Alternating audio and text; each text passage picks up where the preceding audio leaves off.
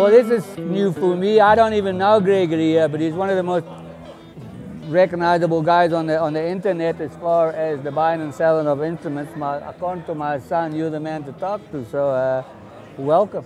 Thanks very much. So, how long has that been up and running now?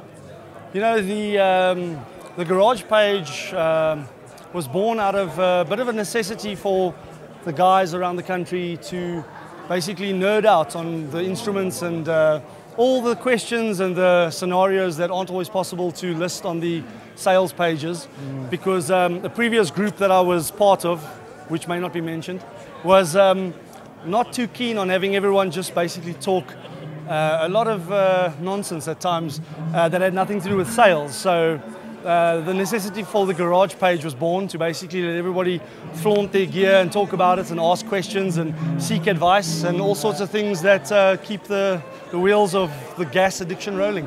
Well, that's fantastic. Because, I mean, I've been in this business forever, obviously, and I used to, long ago, I used to put ads in the newspaper to buy and sell. We remember the days of junk mail and whatever came before that. Even before that, I used to put it in the store. I mean, so on Tuesdays and Thursdays, I used to put ads in for buying.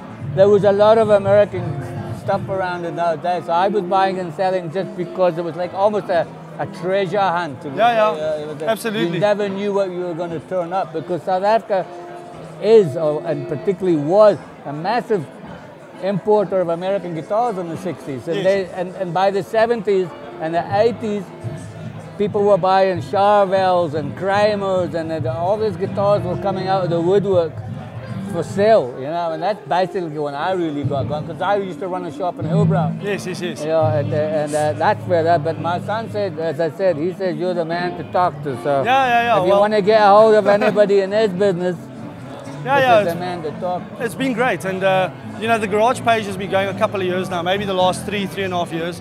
And then of course the SA Music Instruments store page, which you guys and many others advertise on.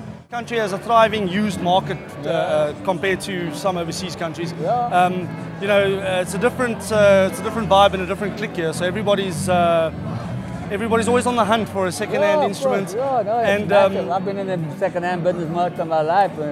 You're an old legend. More fun. It's much more fun. You know. And it's always cool because with technology and social media platforms of the last couple of years, it makes these treasure hunts so much easier, because you can just sort of lie in your bed and have a look at what's available. And you know, if you've got a couple of pennies in the piggy bank, you smash it open and you take it. It's all information. That's what it is. Some people just go there and come to me just for, it's almost entertainment. Part of the buying process for so many guys is sometimes not to play the instrument to death. You get those musicians that really make that thing work for years, but some guys just like buying nice things to have. Open the case, look at it.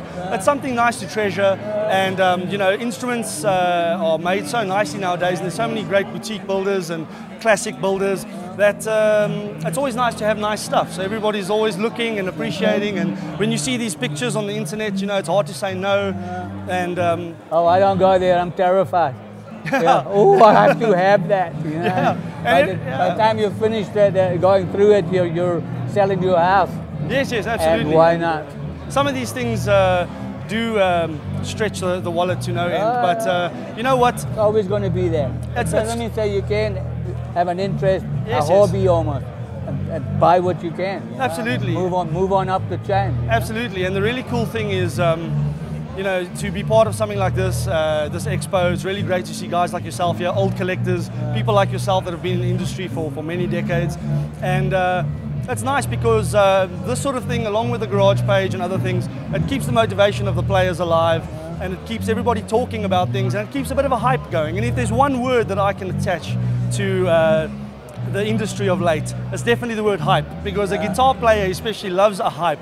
We love to hype things and to talk about things and to nerd out on things and ask advice from other people, and people are asking us for advice sometimes. So everybody's basically sharing knowledge, and many friendships are born from it and many contacts, and at the end of the day, it's certainly not a harmful thing, you know, so it's a great industry to be part of.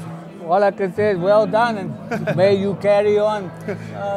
Thank you. Meet you. Thank you very much, and thanks for your time. I met this guy on the internet. How's that? Thank you very much. Thanks for your time, Ronnie.